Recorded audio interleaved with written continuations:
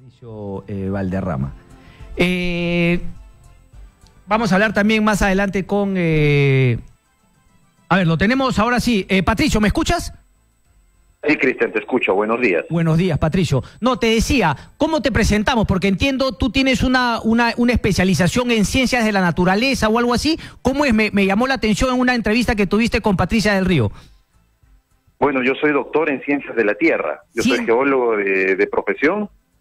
Y un doctor en ciencias de la Tierra. Excelente, doctor en ciencias de la Tierra. Patricio, cuéntanos un poco. Entonces, nos quedamos tranquilos, hablábamos hace instantes con el señor del ENFEN. No es un, digamos, un cambio de intensidad del niño que pasa de débil a moderado, por eso esas lluvias en el norte. No es eso. ¿De qué se trata estas lluvias que están generando un cierto temor que podamos volver a la capacidad destructiva del 2017? No, efectivamente, no es que tengamos un niño más fuerte, no es que tengamos las condiciones similares para algo parecido remotamente al del 2017, ¿no? Las lluvias que hemos tenido efectivamente han sido unas lluvias intensas, bastante localizadas, y producto de eso estamos viendo el aumento del caudal de los ríos, ¿no? Pero sin embargo, por lo menos para la zona del Alto Piura, no hay riesgo de inundación de desborde ya que no hay la suficiente cantidad de agua. Ok, ni siquiera entonces, porque justamente conversamos en Piura que está el temor de que en la zona baja pueda finalmente el caudal desbordarse y generar también estragos. ¿Te parece que no estamos a esos niveles, pero podríamos llegar con más días de lluvia? Podríamos llegar con más días de lluvia, sí, pero nada comparable a lo del 2017. El 2017 tuvimos una seguidilla de varios días de mucha lluvia, eso generó un incremento enorme de los ríos. Estamos bastante lejos de un escenario parecido. Ok, Patricio, entonces la pregunta es clara. Ni siquiera podemos contra una época de lluvias, digamos, relativamente fuerte. Es decir, si con un niño como el de 2017 la capacidad destructiva fue total, y ahora, sin tener un niño ni siquiera moderado, sino débil, hay estas posibilidades, quiere decir que la verdad nuestra infraestructura y la capacidad de prevención es nula, ni siquiera poca, es prácticamente nula. Es muy poca, ¿no? Y se junta a eso muchos factores, que una zona que ya fue afectada seriamente hace 2 años nada más, las obras de reconstrucción y de remediación en algunos sitios todavía no han ni siquiera terminado, ¿no? Entonces no se necesita una lluvia muy fuerte, muy potente para generar daños. Eso nos tiene que poner a pensar cómo nos estamos preparando para, seguramente este tipo de fenómenos va a ser más repetitivo en el tiempo y no podemos estar atendiendo emergencia tras emergencia tras emergencia, ya que tenemos que tener un plan bastante específico sobre cómo prepararnos frente a un eventual desastre para finalmente mitigarlo y que no vuelva a afectar. Patricio, con la experiencia que tú tienes justamente viendo también un poquito el modus operandi de las instituciones y de las entidades públicas en el país, me genera a mí preocupación que yo veo, claro, va a sonar feo lo que digo, ¿no? Pero yo veo hasta con gratificación que algunas autoridades, alcaldes, digamos, oran, rezan por llegar a declarar la emergencia, o sea, piensa mal y acertarás, dicen a veces en política, me parece un poquito, no, digamos, jalado de los pelos esa frase, pero vaya que a veces se aplica, porque vemos que los trabajos de prevención casi no se hacen, y claro, fácil declarar en emergencia, y ahí en esa declaratoria de emergencia, la fiscalización en las contrataciones, en las compras, etcétera, se hacen más laxas, y nuevamente aparece el monstruo de la corrupción, que es un daño, digamos, es un mal endémico en el país. ¿Hay algo de eso desde tu experiencia en ver cómo la prevención no se hace y se espera la emergencia?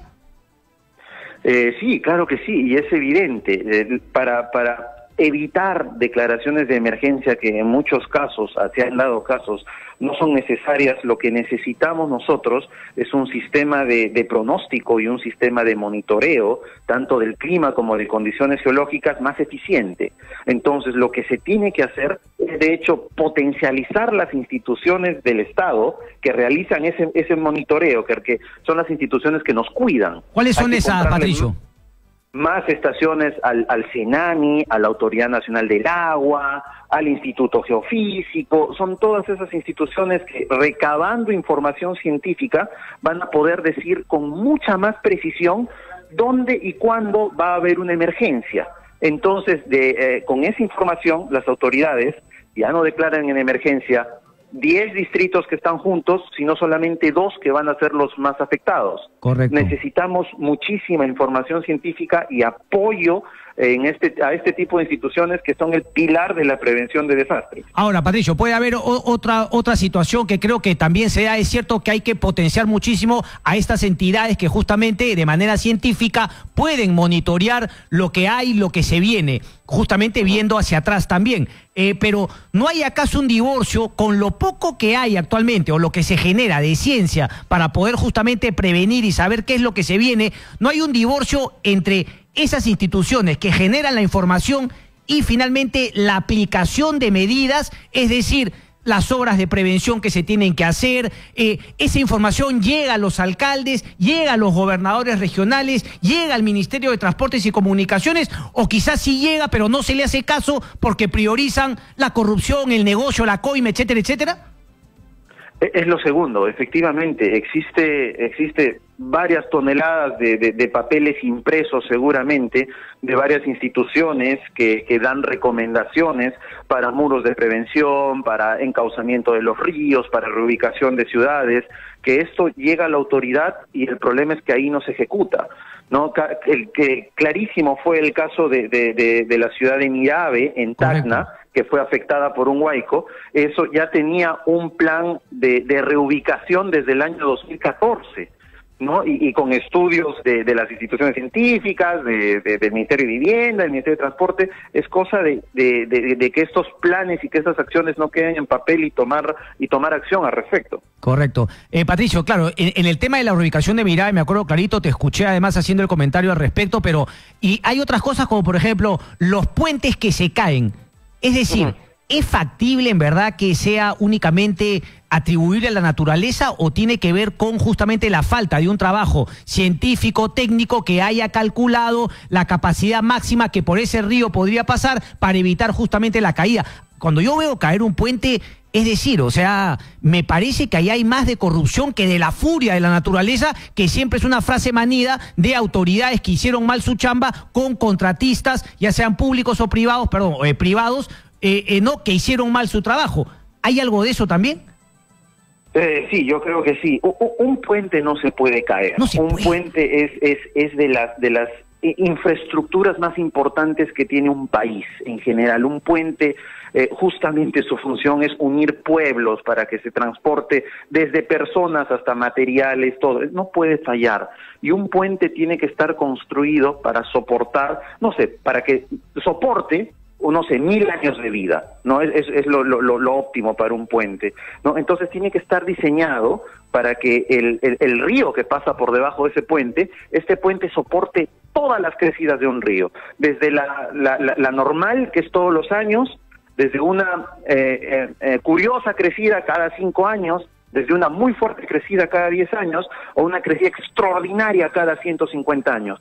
Entonces, los puentes tienen que estar diseñados para soportar el peor escenario posible y generalmente eso hace que un puente sea más largo, eso hace que un puente sea más ancho y generalmente eso hace que un puente sea más caro en construir. Sí, claro, pero, ¿no? pero si lo hacemos, si lo hacemos, Patricio, digamos, ¿no? Para hacerlo más barato, también al final la famosa frase, lo barato sale caro, porque claro, se cae el puente, hay que volver a hacerlo. Lo escuchaba muy graciosamente al ministro Edmer Trujillo, claro, decir, bueno, ese puente finalmente ya se hizo, porque tengo que volver a sacar los permisos si ese puente ya existía. Pero claro, nadie se pregunta por qué se cayó ese puente. Ese puente quizá debió costar el doble en el momento en que se hizo, pero nos podría durar 100 años y no 5, como se muestra, se caen los puentes en estas circunstancias. O sea, ¿quién controla eso y si es que debería ser responsabilidad de la autoridad y del privado que lo construyó?